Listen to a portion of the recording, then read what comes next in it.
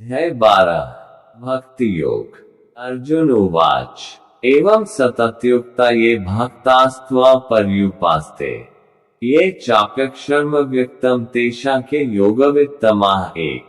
अर्जुन उवाच अर्जुन ने कहा एवं इस प्रकार सतत निरंतर युक्ता तत्पर ये जो भक्ता भक्तगण त्वाम आपको पर्युपास्ते ठीक से पूछते हैं ये जो जब भी अपि पुनः अक्षरम इंद्रियों से परे अव्यक्तम अप्रकट को तेषाम उनमें से के कौन योगवित्तमा योग विद्या में अत्यंत निपुण। अर्जुन ने पूछा जो आपकी सेवा में सदैव तत्पर रहते हैं या जो अव्यक्त निर्विशेष ब्रह्म की पूजा करते हैं, इन दोनों में से किसे अधिक पूर्ण सिद्ध माना जाए। तात्पर्य अब तक कृष्ण साकार निराकार एवं सर्वव्यापकत्व को समझा चुके हैं और सभी प्रकार के भक्तों और योगियों का भी वर्णन कर चुके हैं। सामान्यतः अध्यात्मवादियों को दो श्रेणियों में विभाजित किया जा सकता है, निर्विशेषवादी तथा सगुणवादी। सगुणवादी भक्त अपनी सारी शक्ति से परमेश्वर की सेवा करता है, निर्विशेषवादी भी कृष्ण की सेवा करता है, किंतु प्रत्यक्ष रूप से न करके वह अप्रत्यक्ष ब्रह्म का ध्यान करता है। इस अध्याय में हम देखेंगे कि परम सत्य की अनुभूति की विभिन्न विधियों में भक्ति योग सर्वोत्कृष्ट है। यदि कोई भगवान का सानिध्य चाहता है तो उसे भक्ति करनी चाहिए। जो लोग भक्ति के द्वारा परमेश्वर की प्रत्यक्ष सेवा करते हैं वे सगुणवादी कहलाते हैं। जो लोग निर्विशेष ब्रह्म का ध्यान करते हैं वे निर्विशेषवादी कहलाते हैं। यहाँ पर अर्जुन पूछता है कि इन दोनों में से कौन श्रेष्ठ है। यद्यपि परम सत्य के साक्षात्कार के अनेक साधन हैं, किंतु इस अध्याय में कृष्ण भक्ति योग को सबों में श्रेष्ठ बताते हैं। यह सर्वाधिक प्रत्यक्ष है और ईश्वर का सानिध्य प्राप्त करने के लिए सबसे सुगम साधन है। भगवद गीता के द्वितीय अध्याय में भगवान ने बताया है कि जीव भौतिक शरीर नहीं है, वह आध्यात्मिक स्फुलिंग है और परम सत्य परम पूर्ण है। 7वें अध्याय में उन्होंने जीव को परम पूर्ण का अंश बताते हुए पूर्ण पर ही ध्यान लगाने की सलाह दी है। पुनः 8वें अध्याय में कहा है कि जो मनुष्य भौतिक शरीर त्याग करते समय कृष्ण का ध्यान करता है वो कृष्ण के धाम को तुरंत चला जाता है। यही नहीं, 6ठे अध्याय के अंत में भगवान स्पष्ट कहते हैं कि योगियों में से जो भी अपने अंतःकरण में निरंतर कृष्ण का चिंतन करता है वही परम सिद्ध माना जाता है। इस प्रकार प्रायः प्रत्येक अध्याय का यही निष्कर्ष है कि मनुष्य को कृष्ण के सगुण रूप के प्रति अनुरक्त होना चाहिए, क्योंकि वही चरम आत्म साक्षात्कार है। इतने पर भी ऐसे लोग हैं जो कृष्ण के साकार रूप के प्रति अनुरक्त नहीं होते। वे दृढ़ता पूर्वक विलग रहते हैं, यहाँ तक कि भगवद गीता की टीका करते हुए भी वे अन्य लोगों को कृष्ण से हटाना चाहते हैं और उनकी सारी भक्ति निर्विशेष ब्रह्म ज्योति की ओर मोड़ते हैं। वे परम सत्य के उस निराकार रूप का ही ध्यान करना श्रेष्ठ मानते हैं जो इंद्रियों की पहुंच के परे है और अप्रकट है। इस तरह सचमुच में अध्यात्मवादियों की दो श्रेणियां हैं। अब अर्जुन यह निश्चित कर लेना चाहता है कि कौन सी विधि सुगम है और इन दोनों में से कौन सर्वाधिक पूर्ण है। दूसरे शब्दों में वह अपनी स्थिति स्पष्ट कर लेना चाहता है, क्योंकि वह कृष्ण के सगुण रूप के प्रति अनुरक्त है, वह निराकार ब्रह्म के प्रति आसक्त नहीं है। वह जान लेना चाहता है कि उसकी स्थिति सुरक्षित तो है। निराकार स्वरूप चाहे इस लोक में हो चाहे भगवान के परमलोक में हो, ध्यान के लिए समस्या बना रहता है। वास्तव में कोई भी परम सत्य के निराकार रूप का ठीक से चिंतन नहीं कर सकता। अतः अर्जुन कहना चाहता है कि इस तरह से समय गंवाने से क्या लाभ।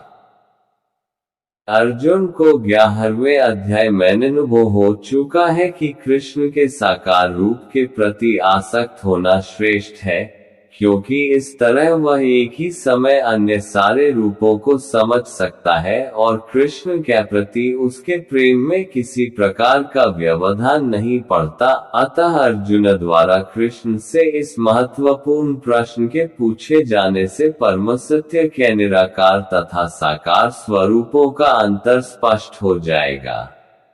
श्री भगवान उवाच मय्यावेश्य मनो ये मान नित्य युक्ता उपास्ते श्रद्धया पर्योपेतस्ते में युक्तत्मा मताः दो।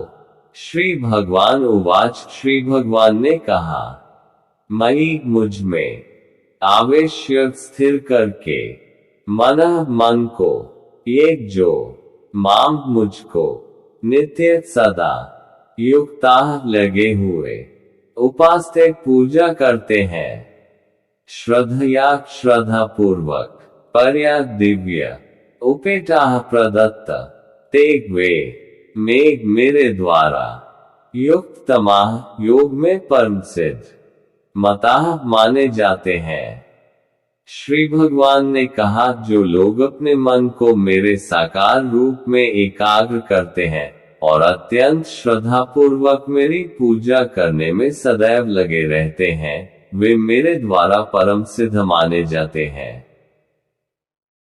तात्पर्य, अर्जुन के प्रश्न का उत्तर देते हुए कृष्ण स्पष्ट कहते हैं कि जो व्यक्ति उनके साकार रूप में अपने मन को एकाग्र करता है और जो अत्यंत श्रद्धा तथा निष्ठा पूर्वक उनको पूजता है, उसे योग में परम सिद्ध मानना चाहिए। जो इस प्रकार कृष्ण भावना भावित होता है, उसके लिए कोई भी भौतिक कार्यकलाप नहीं रह जाते, क्योंकि हर कार्य कृष्ण के लिए किया जाता है। शुद्ध भक्त निरंतर कार्यरत रहता है, कभी कीर्तन करता है तो कभी श्रवण करता है, या कृष्ण विषयक कोई पुस्तक पढ़ता है, या कभी कभी प्रसाद तैयार करता है, या बाजार से कृष्ण के लिए कुछ मोल लाता है, या कभी मंदिर झाड़ता बुहारता है तो कभी बर्तन धोता है। वह जो कुछ भी करता है, कृष्ण संबंधी कार्यों के अतिरिक्त अन्य किसी कार्य में एक क्षण भी नहीं गंवाता। ऐसा कार्य पूर्ण समाधि कहलाता है।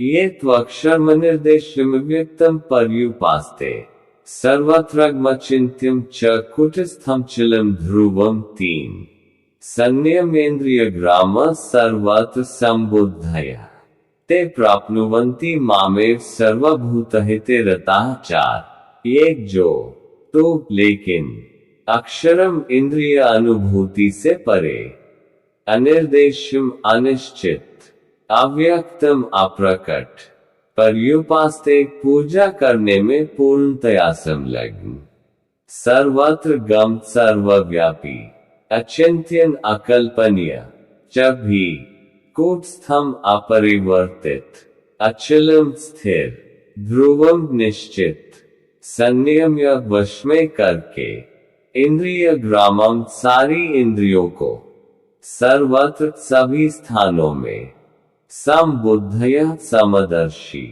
ते ये प्राप्नुवन्ति प्राप्त करते हैं, माम मुझको, एव निश्चय ही, सर्वभूत हिते समस्त जीवों के कल्याण के लिए, रताः संलग्न। लेकिन जो लोग अपनी इंद्रियों को वश में करके तथा सबों के प्रति संभाव रखकर परम सत्य की निराकार कल्पना के अंतर्गत उस अव्यक्त की पूरी तरह से पूजा करते हैं, जो इंद्रियों की अनुभूति के परे है, सर्वव्यापी है, अकल्पनीय है, अपरिवर्तनीय है, अचल तथा ध्रुव है, वे समस्त लोगों के कल्याण में संलग्न रहकर अंततः मुझे प्राप्त करते हैं। तात्पर्य, जो लोग भगवान कृष्ण की प्रत्यक्ष पूजा न करके अप्रत्यक्ष विधि से उसी उद्देश्य को प्राप्त करने का प्रयत्न करते हैं। वे भी अंततः श्री कृष्ण को प्राप्त होते हैं। अनेक जन्मों के बाद बुद्धिमान व्यक्ति वासुदेव को ही सब कुछ जानते हुए मेरी शरण में आता है। जब मनुष्य को अनेक जन्मों के बाद पूर्ण ज्ञान होता है तो वह कृष्ण की शरण ग्रहण करता है। यदि कोई इस श्लोक में बताई गई विधि से भगवान के पास पहुंचता है तो उसे इंद्रिय निग्रह करना होता है, प्रत्येक प्राणी की सेवा करनी होती है और समस्त जीवों के कल्याण कार्य में रत होना होता है। इसका अर्थ ये हुआ कि मनुष्य को भगवान कृष्ण के पास पहुंचना ही होता है, अन्यथा पूर्ण साक्षात्कार नहीं हो पाता। प्रायः भगवान की शरण में जाने के पूर्व पर्याप्त तपस्या करनी होती है। आत्मा के भीतर परमात्मा का दर्शन करने के लिए मनुष्य को देखना, सुनना, स्वाद लेना, कार्य करना आदि इंद्रिय कार्यों को बंद करना होता है। तभी वह ये जान पाता है कि परमात्मा सर्वत्र विद्यमान है। ऐसी अनुभूति होने पर वह किसी जीव से ईर्ष्या नहीं करता। उसे मनुष्य तथा पशु में कोई अंतर नहीं दिखता, क्योंकि वह केवल आत्मा का दर्शन करता है, बाह्य आवरण का नहीं। लेकिन सामान्य व्यक्ति के लिए निराकार अनुभूति की यह विधि अत्यंत कठिन सिद्ध होती है। क्लेशोधिकतरस्तेषाम् अव्यक्तासक्तचित्तसाम् अव्यक्ता ही गतिर्दुःखम् देहवद्भिर्वाप्यते। 5 क्लेश कष्ट अधिकतरः अत्यधिक तेषाम् ओन अव्यक्त अव्यक्त के प्रति आसक्त अनुरक्त चेतसाम मन वालों का अव्यक्ता अव्यक्त की ओर ही निश्चय ही गते प्रगति दुखम दुख के साथ देहवद्भि देहधारी के द्वारा अवाप्यते प्राप्त किया जाता है। जिन लोगों के मन परमेश्वर के अव्यक्त निराकार स्वरूप के प्रति आसक्त हैं, उनके लिए प्रगति कर पाना अत्यंत कष्टप्रद है। देहधारियों के लिए उस क्षेत्र में प्रगति कर पाना सदैव दुष्कर होता है। तात्पर्य: अध्यात्मवादियों का समूह जो परमेश्वर के अचिंत्य, अव्यक्त, निराकार स्वरूप के पथ का अनुसरण करता है, ज्ञान योगी कहलाता है। और जो व्यक्ति भगवान की भक्ति में रत रहकर पूर्ण कृष्ण भावनामृत में रहते हैं, वे भक्ति योगी कहलाते हैं। यहाँ पर ज्ञान योग तथा भक्ति योग में निश्चित अंतर बताया गया है। ज्ञान योग का पथ यद्यपि मनुष्य को उसी लक्ष्य तक पहुँचाता है, किंतु है अत्यंत कष्टकारक, जबकि भक्ति योग भगवान की प्रत्यक्ष सेवा होने के कारण सुगम है और देहधारी के लिए स्वाभाविक भी है। जीव अनादि काल से देहधारी है। सैद्धांतिक रूप से उसके लिए ये समझ पाना अत्यंत कठिन है कि वह शरीर नहीं है। अतएव भक्ति योगी कृष्ण के विग्रह को पूज्य मानता है, क्योंकि उसके मन में कोई शारीरिक बोध रहता है जिसे इस रूप में प्रयुक्त किया जा सकता है। निस्संदेह मंदिर में परमेश्वर के स्वरूप की पूजा मूर्ति पूजा नहीं है। वैदिक साहित्य में साक्ष्य मिलता है कि पूजा सगुण तथा निर्गुण हो सकती है। मंदिर में विग्रह पूजा सगुण पूजा है, क्योंकि भगवान को भौतिक गुणों के द्वारा प्रदर्शित किया जाता है। लेकिन भगवान के स्वरूप को चाहे पत्थर, लकड़ी या तैलचित्र जैसे भौतिक गुणों द्वारा क्यों न अभिव्यक्त किया जाए, वह वास्तव में भौतिक नहीं होता। परमेश्वर की यही परम प्रकृति है। यहाँ पर एक मोटा उदाहरण दिया जा सकता है। सड़कों के किनारे पत्र पेटिकाएं होती हैं, जिनमें यदि हम अपने पत्र डाल दें तो वे बिना किसी कठिनाई के अपने गंतव्य स्थान पर पहुंच जाते हैं। लेकिन यदि कोई ऐसी पुरानी पट्टिका या उसकी अनुकृति कहीं देखे जो डाकघर द्वारा स्वीकृत न हो, तो उससे वही कार्य नहीं हो सकेगा। इसी प्रकार ईश्वर ने विग्रह रूप में, जिसे अर्च विग्रह कहते हैं, अपना प्रमाणिक वैध स्वरूप बना रखा है। यह अर्चा विग्रह परमेश्वर का अवतार होता है। ईश्वर इसी स्वरूप के माध्यम से सेवा स्वीकार करते हैं। भगवान सर्वशक्तिमान है, अतएव वे अर्चा विग्रह रूपी अपने अवतार से भक्त की सेवाएं स्वीकार कर सकते हैं, जिससे बद्ध जीवन वाले मनुष्य को सुविधा हो। इस प्रकार भक्त को भगवान के पास सीधे और तुरंत ही पहुंचने में कोई कठिनाई नहीं होती। लेकिन जो लोग आध्यात्मिक साक्षात्कार के लिए निराकार विधि का अनुसरण करते हैं, उनके लिए यह मार्ग कठिन है। उन्हें उपनिषदों जैसे वैदिक साहित्य के माध्यम से अव्यक्त स्वरूप को समझना होता है। उन्हें भाषा सीखनी होती है,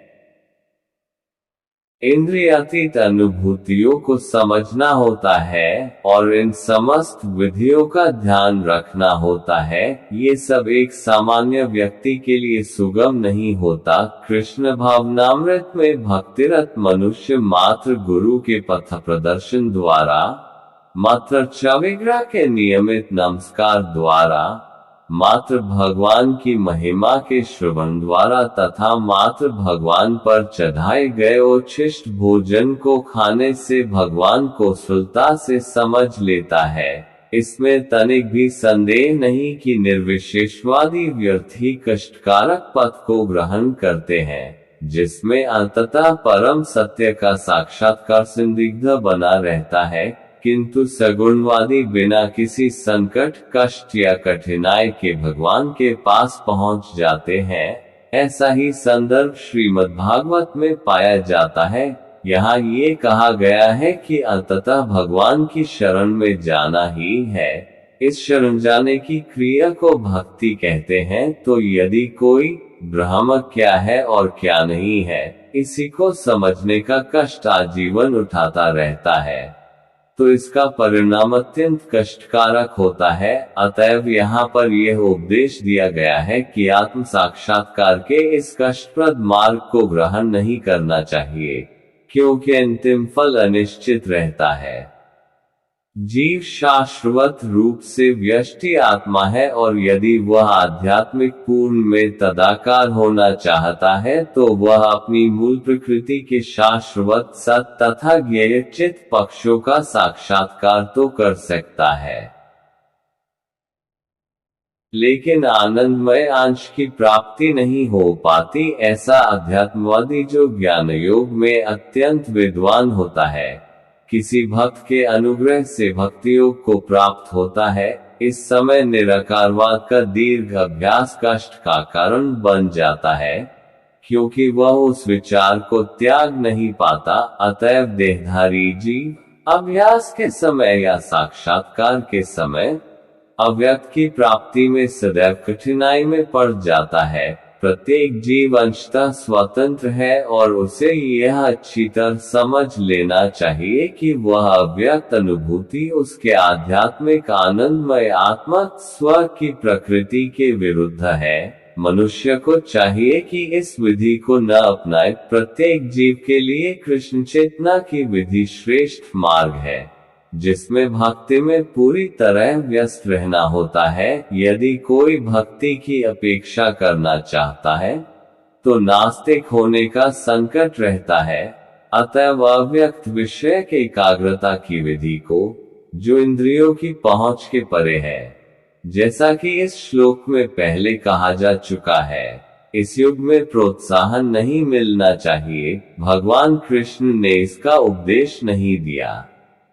ये तु सर्वाणि कर्माणि मयि सन्न्यस्य मत्प्राह अनन्येनैव योगेन मां ध्यायन्त उपास्ते 6 तेषां हम समुद्धर्ता मृत्यु संसार सागरात् भवामि न चिरात् पार्थ मया वेशित चेतसां 7 एक जो, तो, लेकिन, सर्वाणि समस्त कर्माणि कर्मों को, मयि मुझ में, सन्न्यस्य त्याग कर, मत्परः मुझ में आसक्त, अनन्येन अनन्य, एव निश्चय ही, योगेन ऐसे भक्ति योग के अभ्यास से, माम मुझको, ध्यायन्तः ध्यान करते हुए, उपासते पूजा करते हैं, तेषाम उनका, अहम मैं, समुद्धर्ता उद्धारक, मृत्यु मृत्यु के, संसार संसार रूपी, सागरात समुद्र से, भवामी होता हूँ, न नहीं, चिरात दीर्घ काल के बाद, पार्थ हे पृथापुत्र, मयि मुझ पर, आवेशित स्थिर, चेतसाम मन वालों को, जो अपने सारे कार्यों को मुझ में अर्पित करके तथा अविचलित भाव से मेरी भक्ति करते हुए मेरी पूजा करते हैं और अपने चित्तों को मुझ पर स्थिर करके निरंतर मेरा ध्यान करते हैं, उनके लिए है पार्थ। मैं जन्म मृत्यु के सागर से शीघ्र उद्धार करने वाला हूँ। तात्पर्य, यहाँ पर स्पष्ट कहा गया है कि भक्तजन अत्यंत भाग्यशाली है कि भगवान उनका इस भवसागर से तुरंत ही उद्धार कर देते हैं। शुद्ध भक्ति करने पर मनुष्य को इसकी अनुभूति होने लगती है कि ईश्वर महान है और जीवात्मा उनके अधीन है। उसका कर्तव्य है कि वह भगवान की सेवा करे और यदि वह ऐसा नहीं करता तो उसे माया की सेवा करनी होगी। जैसा पहले कहा जा चुका है कि केवल भक्ति से परमेश्वर को जाना जा सकता है, अतएव मनुष्य को चाहिए कि वह पूर्ण रूप से भक्त बने। भगवान को प्राप्त करने के लिए वह अपने मन को कृष्ण में पूर्णतया एकाग्र करे, वह कृष्ण के लिए ही कर्म करे, चाहे वह जो भी कर्म करे, लेकिन वह कर्म केवल कृष्ण के लिए होना चाहिए। भक्ति का यही आदर्श है। भक्त भगवान को प्रसन्न करने के अतिरिक्त और कुछ भी नहीं चाहता। उसके जीवन का उद्देश्य कृष्ण को प्रसन्न करना होता है और कृष्ण की तुष्टि के लिए वह सब कुछ उत्सर्ग कर सकता है, जिस प्रकार अर्जुन ने कुरुक्षेत्र के युद्ध में किया था। यह विधि अत्यंत सरल है। मनुष्य अपने कार्य में लगा रहकर हरे कृष्ण महामंत्र का कीर्तन कर सकता है। ऐसे दिव्य कीर्तन से भक्त भगवान के प्रति आकृष्ट हो जाता है। यहाँ पर भगवान वचन देते हैं कि वे ऐसे शुद्ध भक्त को तुरंत ही भवसागर से उद्धार कर देंगे। जो योगाभ्यास में बढ़े चढ़े हैं, वे योग द्वारा अपनी आत्मा को इच्छानुसार किसी भी लोक में ले जा सकते हैं और अन्य लोग इस अवसर को विभिन्न प्रकार से उपयोग में लाते हैं। लेकिन जहाँ तक भक्त का संबंध है, उसके लिए यहाँ ये स्पष्ट कहा गया है कि स्वयं भगवान ही उसे ले जाते हैं। भक्त को वैकुंठ में जाने के पूर्व अनुभवी बनने के लिए प्रतीक्षा नहीं करनी पड़ती। वराह पुराण में एक श्लोक आया है, नयामि परमं स्थानमर्चिरादिगता विना गरुत्स्कंधमारोप्य यथेच्छम निवारितः। तात्पर्य यह है कि वैकुंठ लोक में आत्मा को ले जाने के लिए भक्त को अष्टांग योग साधने की आवश्यकता नहीं है। इसका भार भगवान स्वयं अपने ऊपर लेते हैं। वे यहाँ पर स्पष्ट कर रहे हैं कि वे स्वयं ही उद्धारक बनते हैं।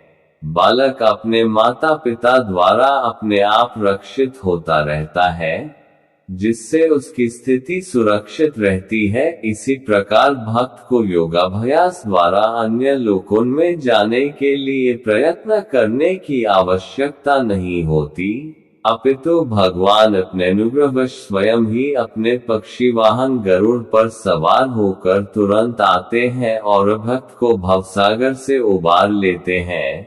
कोई कितना ही कुशल तैराक क्यों न हो और कितना ही प्रयत्न क्यों न करे, किंतु समुद्र में गिर जाने पर वह अपने को नहीं बचा सकता। किंतु यदि कोई आकर उसे जल से बाहर निकाल ले तो वह आसानी से बच जाता है।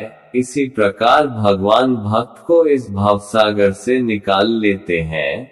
मनुष्य को केवल कृष्ण भावनामृत की सुगम विधि का अभ्यास करना होता है और अपने आप को अनन्य भक्ति में प्रवृत्त करना होता है। किसी भी बुद्धिमान व्यक्ति को चाहिए कि वह अन्य समस्त मार्गों की अपेक्षा भक्ति योग को चुने। नारायणीय में इसकी पुष्टि इस प्रकार हुई है, या वह साधन संपत्ति पुरुषार्थ चतुष्टय तया विना तदाप्नोति नरो नारायणाश्रय। इस श्लोक का भावार्थ यह है कि मनुष्य को चाहिए कि वह न तो सकौम कर्म की विभिन्न विधियों में उलझे, न ही कोरे चिंतन से ज्ञान का अनुशीलन करे। जो परम भगवान की भक्ति में लीन है वह उन समस्त लक्ष्यों को प्राप्त करता है जो अन्य योग विधियों, चिंतन, अनुष्ठानों, यज्ञों, दान पुण्यों आदि से प्राप्त होने वाले हैं। भक्ति का यही विशेष वरदान है। केवल कृष्ण के पवित्र नाम हरे कृष्ण कृष्ण कृष्ण हरे हरे, हरे राम राम राम हरे हरे का कीर्तन करने से ही भक्त सरलता तथा सुखपूर्वक परम धाम को पहुंच सकता है। लेकिन इस धाम को अन्य किसी धार्मिक विधि द्वारा प्राप्त नहीं किया जा सकता। भगवद गीता का निष्कर्ष 18वें अध्याय में इस प्रकार व्यक्त हुआ है। सर्वधर्मान् परित्यज्य मामेकं शरणं व्रज अहम त्वा सर्वपापेभ्यो मोक्षयिष्यामि मा शुचः। आत्म साक्षात्कार की अन्य समस्त विधियों को त्याग कर केवल कृष्ण भावनामृत में भक्ति संपन्न करनी चाहिए। इससे जीवन की चरम सिद्धि प्राप्त की जा सकती है। मनुष्य को अपने गत जीवन के पाप कर्मों पर विचार करने की आवश्यकता नहीं रह जाती, क्योंकि उसका उत्तरदायित्व भगवान अपने ऊपर ले लेते हैं। अतएव मनुष्य को व्यर्थ ही आध्यात्मिक अनुभूति में अपने उद्धार का प्रयत्न नहीं करना चाहिए। प्रत्येक व्यक्ति को चाहिए कि वो परम शक्तिमान ईश्वर कृष्ण की शरण ग्रहण करे। यही जीवन की सर्वोच्च सिद्धि है। मय्येव मन आधत्स्व मयि बुद्धि निवेश निवसिष्यसि मय्येव अतुर्ध्वं न संशयः। मयि मुझ में एव निश्चय ही मन को आधत्स्व स्थिर करो। मयि मुझ में एवं बुद्धि को निवेश लगाओ। निवसिष्यसि तुम निवास करोगे। मयि मुझ में अर्जुन ने अतः ऊर्ध्वं तत्पश्चात् न कभी निरंतर संशय संदेह मुझ भगवान में अपने चित्त को स्थिर करो और अपनी सारी बुद्धि मुझ में लगाओ। इस प्रकार तुम निस्संदेह मुझ में सदैव वास करोगे। अपि पुनः तात्पर्य जो भगवान कृष्ण की भक्ति में रत रहता है उसका परमेश्वर के साथ प्रत्यक्ष संबंध होता है। अतएव इसमें किसी प्रकार का संदेह नहीं कि प्रारंभ से ही उसकी स्थिति दिव्य होती है। सदैव भक्त कभी भौतिक धरातल पर नहीं रहता, वह सदैव कृष्ण में वास करता है। इन भगवान का पवित्र नाम तथा भगवान अभिन्न है। अतः जब भक्त हरे कृष्ण कीर्तन करता है तो कृष्ण तथा उनकी गंगा शक्ति भक्त की जिह्वा पर नाचते रहते हैं। जब वह कृष्ण को भोग चढ़ाता है जो कृष्ण प्रत्यक्ष रूप से ग्रहण करते हैं और इस तरह इस जूठन को खाकर कृष्णमय हो जाता है। जो इस प्रकार सेवा में ही नहीं लगता वह नहीं समझ पाता कि यह सब कैसे होता है। यद्यपि भगवद गीता तथा अन्य वैदिक ग्रंथों में इसी विधि की संस्तुति की गई है। ब्रह्म का ध्यान चित्तम समाधातुं न शक्नोषि मयि स्थिरं अभ्यास योगेन ततो मामिच्छाप्तुं धनंजय। यदि कोई भगवान का सानिध्य चाहता है समाधातुं स्थिर करने में नहीं। जो लोग भक्ति के द्वारा परमेश्वर की प्रत्यक्ष सेवा करते हैं, मुझ पर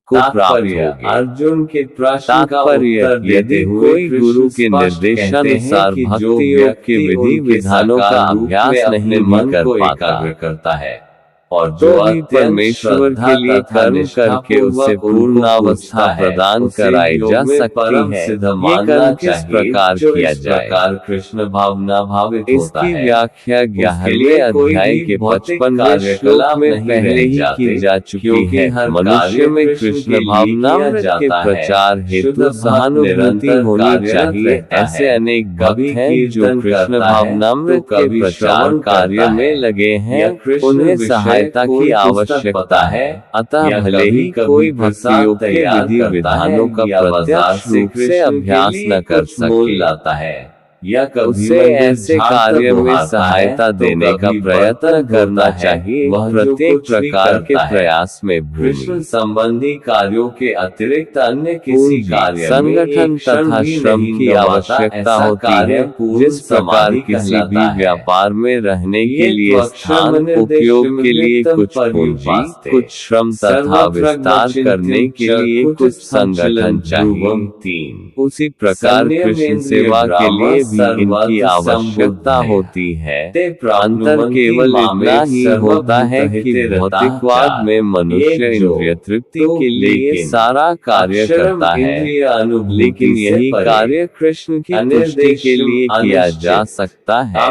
यही दिव्य कार्य है। यदि किसी के पास पर्याप्त धन है तो वह कृष्ण भावनामृत के प्रचार के लिए कोई कार्यालय अथवा मंदिर निर्मित कराने में सहायता कर सकता है, अथवा वह प्रकाशन में सहायता पहुंचा सकता है। कर्म के विविध क्षेत्र हैं और मनुष्य को ऐसे कर्मों में रुचि लेनी चाहिए। यदि कोई अपने कर्मों के फल को नहीं त्याग सकता तो कम से कम उसका कुछ प्रतिशत कृष्ण भावनामृत के प्रचार में तो लगा ही सकता है। इस प्रकार कृष्ण भावनामृत की दिशा में स्वेच्छा से सेवा करने से व्यक्ति भगवत प्रेम जीवों के अवस्था को प्राप्त हो सकेगा, जहाँ उसे पूर्णता प्राप्त हो सकेगी। लोग अपनी इंद्रियों को वश में करके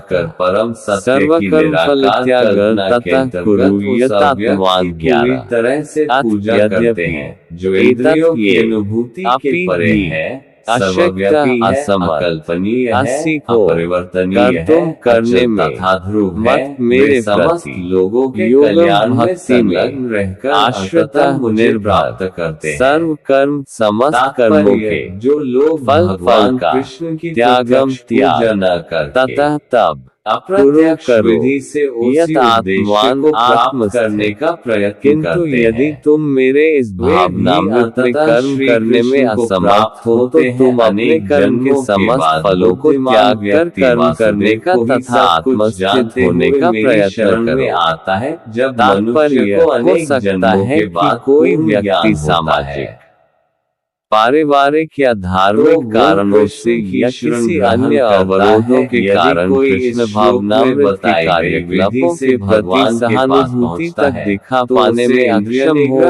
यदि वह अपने को प्रत्यक्ष रूप से इन कार्यकलापों के प्रति जोड़े तो हो सकता है कि पारिवारिक सदस्य विरोध करें। इसका अर्थ ये हुआ कि या अन्य कठिनाइयां उठ खड़ी हो जिस व्यक्ति के साथ ऐसी समस्याएं लगी हो, साक्षात्कार नहीं उसे हो यह पाता। सलाह दी जाती है कि वह अपने कार्यकलापों के संचित फल को किसी शुभ कार्य में लगा दे। ऐसी विधियां वैदिक नियमों में वर्णित है। ऐसे अनेक यज्ञों तथा पुण्य कार्यों अथवा विशेष कार्यों के वर्णन करना आदि इंद्रिय कार्यों को बंद करना होता है, जिनमें अपने पिछले कार्यों के फलों को प्रयुक्त किया जा सकता है। इससे मनुष्य धीरे धीरे ज्ञान के स्तर तक उठता है।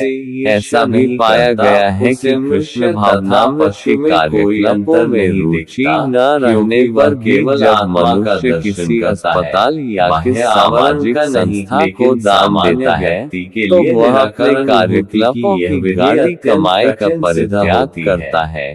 यहाँ पर इसकी भी संस्तुति की गई है, क्योंकि अपने कार्यकलापों के फल के परित्याग के अभ्यास से मनुष्य क्रमशः अपने मन को स्वच्छ बनाता है और उस विमल मन स्थिति में वह कृष्ण भावनामृत को समझने में समर्थ होता है। कृष्ण भावनामृत किसी अन्य अनुभव पर आश्रित नहीं होता, क्योंकि कृष्ण भावनामृत स्वयं मन को विमल बनाने वाला है।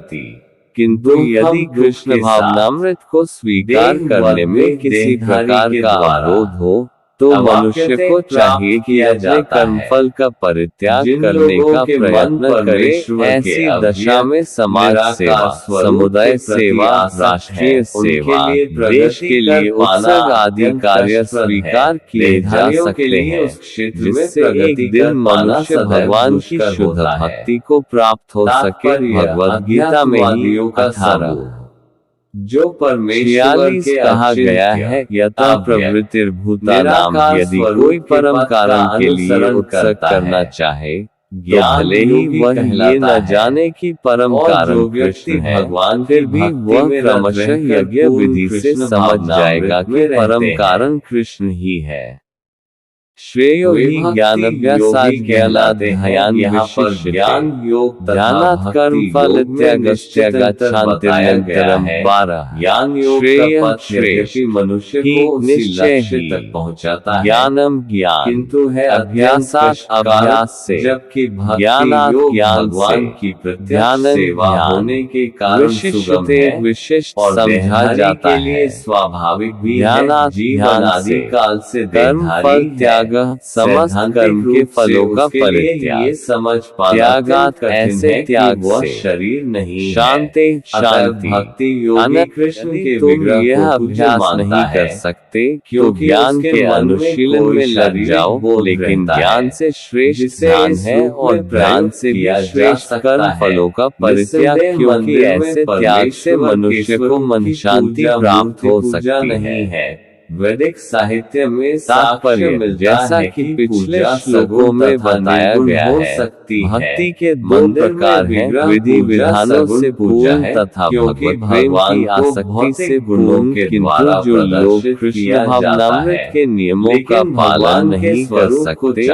उनके लिए ज्ञान का अनुशीलन करना श्रेष्ठ है, क्योंकि ज्ञान से मनुष्य अपनी वास्तविक स्थिति को समझने में समर्थ होता है। यही ज्ञान क्रमशः ध्यान तक पहुँचाने वाला है। यहाँ और ध्यान से क्रमशः परमेश्वर को समझा जा सकता है। ऐसी भी विधियां हैं जिनमें मनुष्य अपने को परब्रह्म मान बैठता है, और यदि कोई भक्ति करने में असमर्थ है, तो ऐसा ध्यान भी अच्छा है। यदि कोई इस प्रकार से ध्यान नहीं कर सकता, तो वैदिक साहित्य में ब्राह्मणों, क्षत्रियों, विषयों तथा शूद्रों के लिए कतिपय कर्तव्यों का आदेश है, जिसे हम भगवद गीता के अंतिम अध्याय में देखेंगे। लेकिन प्रत्येक दशा में मनुष्य को अपने कर्मफल का त्याग करना होगा, जिसका अर्थ है कर्मफल को किसी अच्छे कार्य में लगाना के माध्यम से सेवा स्वीकार करते हैं। सर्वोच्च लक्ष्य भगवान तक पहुँचने की दो विधियां हैं। एक विधि है क्रमिक विकास की और दूसरी प्रत्यक्ष विधि कृष्ण भावनामृत में वाले मनुष्य प्रत्यक्ष विधि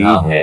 अन्य विधि में कर्मों के फल का त्याग करना होता है और तुरंत तभी मनुष्य ज्ञान की अवस्था को प्राप्त होता है। उसके बाद ध्यान की अवस्था तथा फिर परमात्मा के लिए निराकार की अवस्था और अंत में भगवान की अवस्था आ जाती है। यह मनुष्य चाहे तो एक पग करके आगे बढ़ने की विधि अपना सकता है या प्रत्यक्ष विधि ग्रहण कर सकता है, लेकिन प्रत्यक्ष विधि हर एक के लिए संभव नहीं है। अतः अप्रत्यक्ष विधि भी अच्छी है। ये तो उन लोगों के लिए है जो इस अवस्था को प्राप्त नहीं है, उनके लिए तो त्याग, ज्ञान, ध्यान तथा परमात्मा एवं ब्रह्म की अनुभूति ही पालनीय है। लेकिन जहाँ तक भगवद गीता का संबंध है, उसमें तो प्रत्यक्ष विधि पर ही बल है। प्रत्येक व्यक्ति को प्रत्यक्ष विधि ग्रहण करने तथा भगवान श्री कृष्ण की शरण में जाने करने की सलाह दी जाती खाने है। से भगवान को अद्वेष्टा सर्वभूतानां मैत्रः करुणैश्च भी संदेह निर्ममो नहीं कि निर्हंकारः समदुःखः सुखः क्षमी तेरः करते हैं, संतुष्टः सततं योगी यतात्मा दृढ़निश्चयः बना रहता मय्यर्पित है, मनोबुद्धिर्यो मद्भक्तः समे प्रियः 14 कठिनाई के अद्वेष्टा भगवान के पास ईर्ष्या पहुंच जाते हैं। सर्वभूतानां समस्त जीवों के प्रति पाया जाता है। मैत्र यहाँ ये मैत्री कहा भाव गया है वाला कि अंततः करुणा भगवान की दयालु शरण में जाना एवं ही निश्चय है। ही इस शरण जाने जब की भी क्रिया को भक्ति निर्मल कहते हैं। स्वामित्व तो की यदि भावना कोई से रहे, भ्रामक क्या है और क्या नहीं निरहंकार है, मिथ्या इसी को अहंकार समझने से का रहे, कष्ट आजीवन उठाता रहता समभाव है,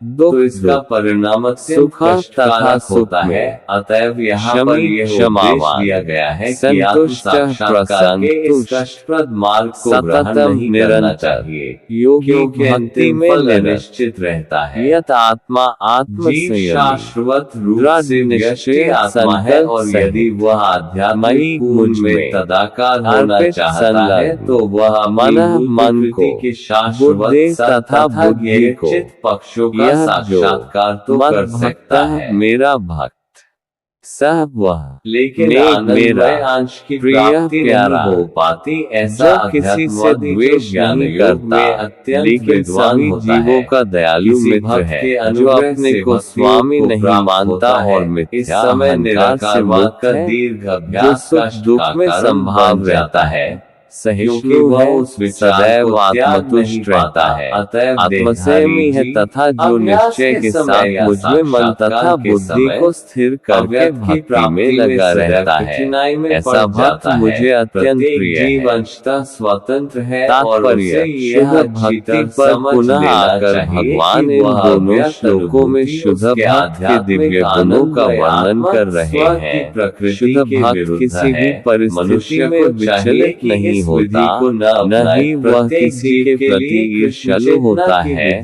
न वह अपने शत्रु का शत्रु बनता है। पूरी वह तरह तो व्यस्त सोचता रहना है, होता है। ये यदि व्यक्ति कोई मेरे भक्ति विगत की दुष्कर्मों अपेक्षा के करना कारण चाहता मेरा है, शत्रु तो बना हुआ है, नास्तिक होने का अतएव संकट विरोध रहता है। करने की अतएव अपेक्षा अव्यक्त कष्ट सहना विषय के अच्छा है। एकाग्रता की विधि श्रीमद् को, भागवतम जो में इंद्रियों 10 की पहुंच के परे है। 14 जैसा कि आज इस श्लोक कहा में गया है, पहले कहा जा चुका है, सुस्मिक इस युग मानो में प्रोत्साहन नहीं एवात्म मिलना कृत विपाकम चाहिए। जब भी भगवान कोई कृष्ण भक्त ने इसका मुसीबत में उपदेश पड़ता नहीं है, दिया।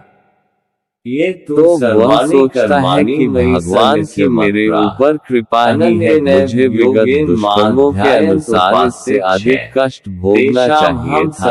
ये तो भगवत कृपा है कि मुझे मिलने वाला पूरा दंड नहीं मिल रहा है, भगवत कृपा से थोड़ा ही दंड मिल रहा है। अतएव अनेक कष्टपूर्ण परिस्थितियों में भी वह सदैव शांत तथा धीर बना रहता है। भक्त सदैव प्रत्येक प्राणी पर त्याग कर, यहाँ तक कि अपने शत्रु पर भी दयालु होता है। निर्मम का अर्थ यह है कि भक्त शारीरिक कष्टों को प्रधानता नहीं प्रदान करता, मांग मुझको, क्योंकि वह अच्छी तरह जानता है कि वह भौतिक शरीर नहीं है, वह अपने को शरीर नहीं मानता है। उनका अहम मैं अतएव वह मिथ्या अहंकार के बोध से मुक्त रहता है और सुख तथा दुख में संभाव रखता है। वह सहिष्णु होता है और भगवत कृपा से जो कुछ प्राप्त होता है उसी से संतुष्ट रहता है। वह ऐसी वस्तु को प्राप्त करने का प्रयास नहीं करता जो कठिनाई से मिले, अतएव वह सदैव प्रसन्नचित रहता है। वह पुण्योगी होता है क्योंकि वह अपने गुरु के आदेशों पर अटल रहता है और चूंकि उसकी इंद्रियां वश में रहती हैं, अतः वह दृढ़ निश्चय होता है। वह झूठे तर्क से विचलित नहीं होता, क्योंकि कोई उसे भक्ति के दृढ़ संकल्प से हटा नहीं सकता। वह पूर्णतया अवगत यहाँ रहता पर है कि स्पष्ट कहा कृष्ण गया उसके है कि शाश्वत भक्तजन प्रभु है। अत्यंत भाग्यशाली अतएव है कोई कि भी भगवान उससे उनका विचलित इस नहीं कर भवसागर सकता। से इन तुरंत ही समस्त गुणों उद्धार के कर फलस्वरूप देते हैं। वह अपने शुद्ध मन भक्ति तथा करने बुद्धि पर को मनुष्य पूर्णतया को इसकी परमेश्वर पर अनुभूति होने स्थिर लगती करने है में कि समर्थ ईश्वर होता है। महान है भक्ति और का ऐसा जीवात्मा आदर्श उनके अधीन अत्यंत है। दुर्लभ है, उसका कर्तव्य है लेकिन कि भक्त वह भक्ति भगवान के की विधि सेवा विधानों करे का और पालन यदि वह करते ऐसा हुए नहीं उसी करता अवस्था तो में उसे स्थित माया की रहता है। सेवा और करनी फिर होगी। भगवान कहते हैं कि ऐसा भक्त जैसा उन्हें अति पहले प्रिय कहा है, जा चुका क्योंकि है कि भगवान केवल उसकी भक्ति कृष्ण से भावना से परमेश्वर युक्त को जाना जा कार्यकलापों से सकता है। सदैव अतः प्रसन्न रहते मनुष्य हैं। को चाहिए कि वह पूर्ण रूप से यस्मान्नोद्विजते भक्त लोको बने। भगवान को प्राप्त लोकान्नोद्विजते करने च के ये लिए वह अपने मन हर्षामर्ष को भय कृष्ण में विनिर्मुक्तो पूर्णतया यह एकाग्र सच में करे। प्रिय वह कृष्ण 15 के लिए ही कर्म यस्मात् करे, जिससे चाहे वह जो न भी कभी कर्म नहीं करे, लेकिन वह कर्म उद्विजते केवल उद्विग्न कृष्ण के होते लिए हैं। होना चाहिए। भक्ति लोकात् का यही लोक, आदर्श है। भक्त लोकात् भगवान लोगों को से प्रसन्न न करने के कभी अतिरिक्त नहीं और कुछ भी नहीं उद्विजते चाहता। विचलित उसके होता जीवन है। का उद्देश्य जब कृष्ण भी को प्रसन्न यह करना जो होता है हर्ष और सुख कृष्ण की तुष्टि के आमर्ष लिए दुख वह सब कुछ भव कर भय सकता है। जिस उद्वेगे प्रकार तथा अर्जुन ने चिंता से कुरुक्षेत्र के युद्ध मुक्तः में किया था, यह विधि जो अत्यंत सरल सह है। वह मनुष्य जब भी अपने कार्य मैं में लगा मेरा रहकर हरे प्रिय कृष्ण महामंत्र का जिससे कीर्तन कर किसी को सकता है। कष्ट नहीं ऐसे दिव्य पहुंचता तथा कीर्तन जो से अन्य भक्त किसी के भगवान के द्वारा प्रति विचलित आकृष्ट नहीं हो किया जाता है। जाता, जो सुख दुख में यहाँ भय पर तथा भगवान चिंता में वचन देते हैं संभाव कि वे रहता है, ऐसे शुद्ध वह भक्त मुझे को अत्यंत तुरंत प्रिय ही है। भवसागर से उद्धार कर देंगे। जो तात्पर्य इस योगाभ्यास श्लोक में में बड़े भक्त चढ़े के हैं, कुछ अन्य वे गुणों योग का द्वारा वर्णन हुआ अपनी है। आत्मा ऐसे को भक्त इच्छानुसार द्वारा किसी कोई भी लोक व्यक्ति में का ले जा चिंता, सकते हैं और भय अन्य या लोग इस संतोष को अवसर को प्राप्त विभिन्न नहीं प्रकार होता, से चूंकि उपयोग में भक्त लाते सबों हैं। पर दयालु लेकिन होता जहाँ है, तक भक्त का अतः संबंध वह है, ऐसा कार्य उसके नहीं लिए यहाँ करता ये स्पष्ट जिससे कहा किसी गया को है चिंता कि हो। स्वयं साथ भगवान ही ही उसे यदि ले अन्य जाते लोग हैं। भक्त को भक्त चिंता को में डालना वैकुंठ में चाहते जाने हैं के पूर्व तो वह अनुभवी विचलित बनने के नहीं लिए होता, प्रतीक्षा वास्तव नहीं में करनी सदैव पड़ती। कृष्ण वराह भावना पुराण में में एक लीन श्लोक रहने आया है, तथा भक्ति में रत रहने के नयामि कारण परमं ही ऐसे स्थानमं भौतिक चिरादिगता उपद्रव विना भक्त को विचलित नहीं कर पाते। गरुत्स्कंधमारोप्य यथेच्छं सामान्य रूप से निवारितः। विषयी व्यक्ति अपने शरीर तथा तात्पर्य इंद्रिय यह है तृप्ति कि के लिए वैकुंठ किसी लोक में वस्तु आत्मा को को ले पाकर जाने अत्यंत के लिए प्रसन्न भक्त होता को है। अष्टांग योग लेकिन जब साधने वह की देखता है आवश्यकता कि नहीं अन्यों है, के पास इसका इंद्रिय भार तृप्ति के भगवान लिए स्वयं ऐसी अपने वस्तु ऊपर है लेते हैं। जो वे उसके यहाँ पास पर नहीं स्पष्ट है, कर तो रहे वह हैं कि दुख वे तथा स्वयं ही ईर्ष्या से उद्धारक पूर्ण बनते हो हैं। जाता है। बालक जब अपने वह अपने माता शत्रु पिता से द्वारा बदले अपने की आप शंका रक्षित करता है होता रहता तो है, वह भयभीत रहता जिससे है, उसकी और जब स्थिति वह कुछ सुरक्षित भी रहती करने है। में इसी सफल प्रकार नहीं भक्त होता को तो योगाभ्यास निराश हो द्वारा जाता अन्य है। लोकों ऐसा में भक्त जाने के जो इन लिए समस्त प्रयत्न उपद्रवों करने से की परे होता है, आवश्यकता नहीं कृष्ण होती, को अत्यंत अपितु प्रिय होता भगवान है। अपने अनुग्रहवश स्वयं ही अनपेक्षा अपने शुचिर्दक्ष पक्षी वाहन उदासीनो गरुड़ पर गत सवार व्यथा होकर तुरंत सर्वारं आते हैं और प्रत्यागी भक्त यो को मद्भक्तः भवसागर से समे उबार प्रियः लेते हैं। 16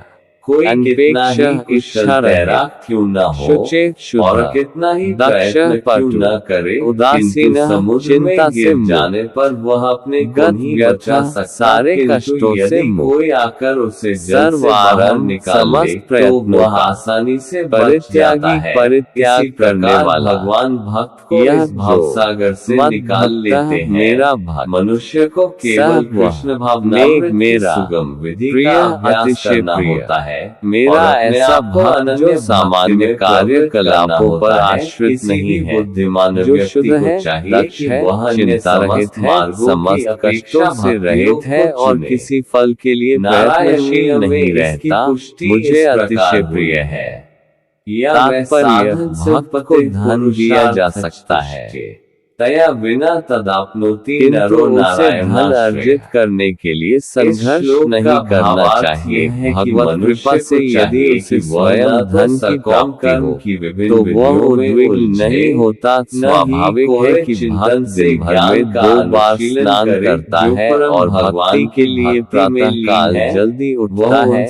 इस प्रकार वह बाहर तथा भीतर से स्वच्छ रहता है। भक्त सदैव दक्ष होता है क्योंकि वह जीवन के समस्त कार्यकलापों के सार को जानता है और प्रामाणिक शास्त्रों में दृढ़ विश्वास रखता है। भक्त कभी किसी दल में भाग नहीं लेता, अतएव वह चिंता मुक्त रहता है। समस्त उपाधियों से मुक्त होने के कारण कभी व्यथित नहीं होता।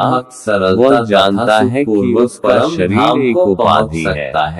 अतएव शारीरिक कष्टों के आने पर वह मुक्त रहता है। शुद्ध भक्त कभी भी ऐसी वस्तु के लिए प्रयास नहीं करता जो भक्ति के नियमों के प्रतिकूल हो। उदाहरणार्थ, किसी विशाल भवन को बनवाने में काफी शक्ति लगती है, अतएव वह कभी ऐसे कार्य में हाथ नहीं लगाता जिससे उसकी भक्ति में प्रगति न होती हो। वह भगवान के लिए मंदिर का निर्माण करा सकता है और उसके लिए वह सभी प्रकार की चिंताएं उठा सकता है, लेकिन वह अपने परिवार वालों के लिए बड़ा सा मकान नहीं बनाता। विचार करने की आवश्यकता न द्वेष्टि न शोचति न कांक्षति शुभाशुभ परित्यागी भक्तिमानः समप्रियः सत्यः। यह जो न कभी नहीं उद्धार का प्रयत्न नहीं करना हर्षित होता है, प्रत्येक व्यक्ति न कभी नहीं कि वो परम शक्तिमान शोक करता है, शरण ग्रहण न कभी नहीं जीवन की सर्वोच्च सिद्धि पछतावा करता है, मयि मन न कभी नहीं बुद्धि कांक्षति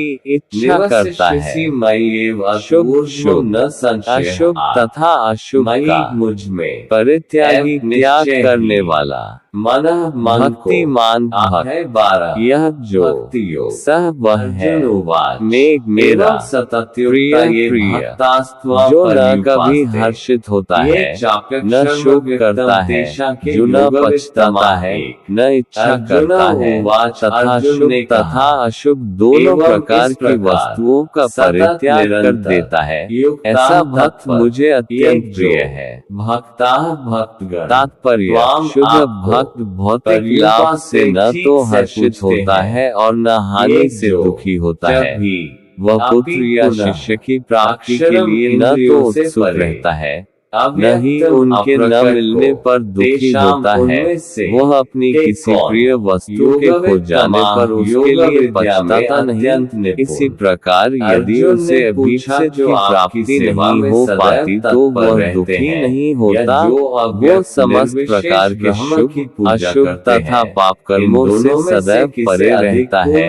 वो परमेश्वर की प्रसन्नता के लिए बड़ी से बड़ी विपत्ति सहने को तैयार रहता है। भक्ति के पालन में उसके लिए कुछ भी बाधक नहीं बनता। ऐसा भक्त कृष्ण को अतिशय प्रिय होता है। समः शत्रुश्च मित्रे च तथा मानापमानयोः किया जा सकता है। निर्विशेषवादी समः सगगविवर्जितः अर्थात् भक्त अपनी सारी शक्ति से परमेश्वर की सेवा करता है।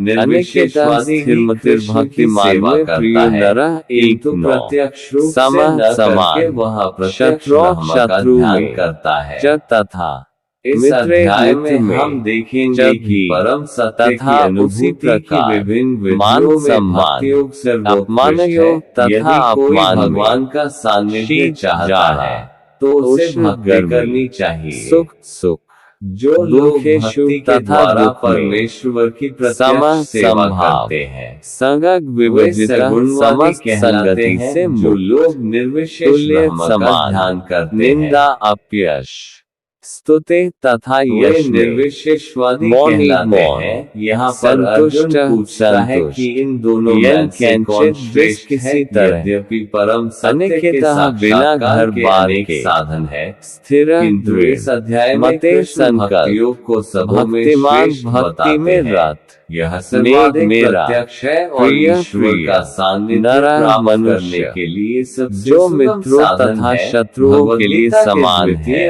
जो मान तथा ने बताया है तथा गर्व भौतिक शरीर नहीं है, यश तथा अपयश में संभाव रखता है। सत्य परम दूषित संगति से सदैव मुक्त रहता है। जो सदैव मौन और किसी भी वस्तु से संतुष्ट रहता है। जो किसी प्रकार के घर बार की परवाह नहीं करता। जो ज्ञान में दृढ़ है और जो भक्ति में संलग्न है, ऐसा पुरुष मुझे अत्यंत प्रिय है। के धाम को तुरंत चला जाता है। सदैव कुसंगति से दूर रहता है। मानव समाज का ये स्वभाव है कि कभी किसी की प्रशंसा की जाती है अंतःकरण में तो निरंतर कभी उसकी निंदा की जाती है, लेकिन भक्ति परम सिद्ध कृत्रिम माना यश जाता तथा है। है। इस प्रकार प्रायः प्रत्येक दुख या अध्याय का सुख यही से ऊपर निष्कर्ष उठा है कि हुआ मनुष्य होता है, को कृष्ण वह के अत्यंत सगुण रूप के धैर्यवान प्रति होता है, अनुरक्त होना वह कृष्ण चाहिए, कथा के क्योंकि अतिरिक्त वही कुछ भी चरम नहीं आत्म बोलता, साक्षात्कार अतः है। उसे मौनी कहा जाता है। इतने पर मौनी भी का ऐसे अर्थ लोग यह हैं नहीं जो कि वह कृष्ण बोले के नहीं, साकार रूप के प्रति अनुरक्त नहीं होते, अपितु ये कि वह अनर्गल आलाप न करे। मनुष्य को आवश्यकता पर बोलना चाहिए और भक्त के लिए सर्वाधिक अनिवार्य वाणी तो भगवान के लिए बोलना है। भक्त समस्त परिस्थितियों में सुखी रहता है, कभी उसे स्वादिष्ट भोजन मिलता है तो कभी नहीं, किंतु वह संतुष्ट रहता है, वह आवास की सुविधा की चिंता नहीं करता, वो कभी पेड़ के नीचे रह सकता है तो कभी अत्यंत उच्च प्रसाद में, किंतु वह इनमें से किसी के प्रति आसक्त नहीं रहता। वह स्थिर कहलाता है, क्योंकि वह अपने संकल्प तथा ज्ञान में दृढ़ होता है, भले ही भक्त के लक्षणों की कुछ पुनरावृत्ति हुई हो, लेकिन यह इस बात पर बल देने के लिए है कि भक्त को ये सारे गुण अर्जित करने चाहिए। उसकी सद्गुणों के बिना कोई शुद्ध भक्त नहीं बन सकता। खराब भक्तस्य कुतो महद्गुणा, जो भक्त नहीं है ध्यान के लिए सद्गुण नहीं होता, जो भक्त कहलाना चाहता है उसे सद्गुणों का विकास करना चाहिए। यह अवश्य है कि उसे इन गुणों के लिए अलग से बाह्य प्रयास नहीं करना पड़ता, अपितु कृष्ण भावनामृत तथा भक्ति में संलग्न रहने के कारण उसमें ये गुण स्वतः ही विकसित हो जाते हैं। आसक्त होना ये तो धर्मामृतमिदं यथोक्तं पर्युपास्ते। श्रद्धा मत परमा भक्तास्तेति में प्रिया, प्रेम में किसी प्रकार का व्यवधान नहीं पड़ता। अतः अर्जुन द्वारा कृष्ण से इस महत्वपूर्ण प्रश्न के पूछे जाने से परम सत्य के निराकार तथा साकार स्वरूपों का अंतर स्पष्ट कहा गया। पर्युपास्ते पूर्णतया तत्पर रहते हैं। मनो ये श्रद्धा के साथ श्रद्धया मत परमा मुझ परमेश्वर को सब कुछ मानते श्री हुए भगवान उवाच, श्री भक्ता भगवान ने कहा, तेग मयि मुझ में अतीव अत्यधिक आवश्यक स्थिर नेक करके मेरे प्रिया मन प्रिय को, जो इस भक्ति के अमर पद का अनुसरण करते हैं और जो मुझे भी अपने चरम लक्ष्य बनाकर श्रद्धा से पूर्ण रूपेण संलग्न रहते हैं, वे भक्त मुझे अत्यधिक प्रिय हैं।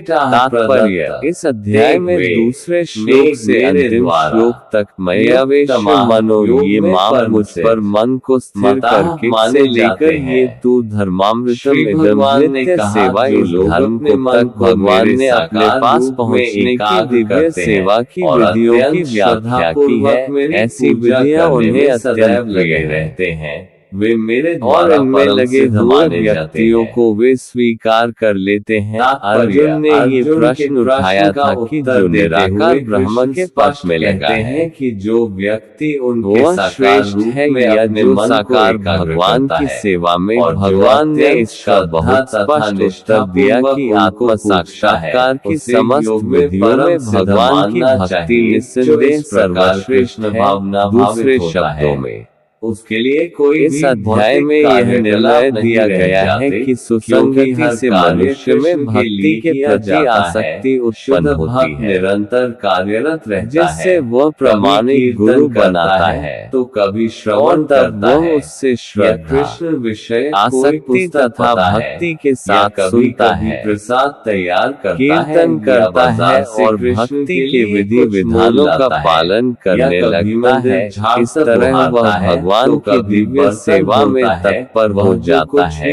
इस अध्याय में इस मार्ग की संस्तुति की गई है, अतएव इसमें कोई संदेह नहीं रह जाता कि भगवत प्राप्ति के लिए भक्ति ही आत्म साक्षात्कार का परम मार्ग है। इस अध्याय में परम सत्य की जो निराकार धारणा वर्णित है, उसकी संस्तुति उस समय तक के लिए की गई है जब तक मनुष्य आत्म साक्षात्कार साक्षात्कार के लिए अपने आप को समर्पित नहीं कर देता है। दूसरे शब्दों में, जब तक उसे शुद्ध भक्त की संगति करने का अवसर प्राप्त नहीं होता तभी तक निराकार की धारणा लाभप्रद हो सकती है। परम सत्य की निराकार धारणा में मनुष्य कर्मफल के बिना कर्म करता है और आत्मा तथा पदार्थ का ज्ञान प्राप्त करने के लिए ध्यान करता है। ये तभी तक आवश्यक है जब तक शुद्ध भक्त की संगति प्राप्त न हो। सौभाग्यवश यदि कोई शुद्ध भक्ति में सीधे कृष्ण भावनामृत में लगना चाहता है तो उसे आत्मा साक्षात्कार के इससे सोपान पार नहीं करने होते। भगवद गीता के बीच के 6 अध्यायों में जिस प्रकार भक्ति का वर्णन हुआ है वह अत्यंत हृदयग्राही है। किसी को जीवन निर्वाह के लिए वस्तुओं की चिंता नहीं करनी होती, क्योंकि भगवत कृपा से सारी वस्तुएं स्वतः सुलभ होती हैं। करके तथा इस प्रकार श्रीमद् भागवत गीता के 12वें अध्याय भक्ति योग का भक्ति वेदांत तात्पर्य पूर्ण पूजा करते हैं जो इंद्रियों की अनुभूति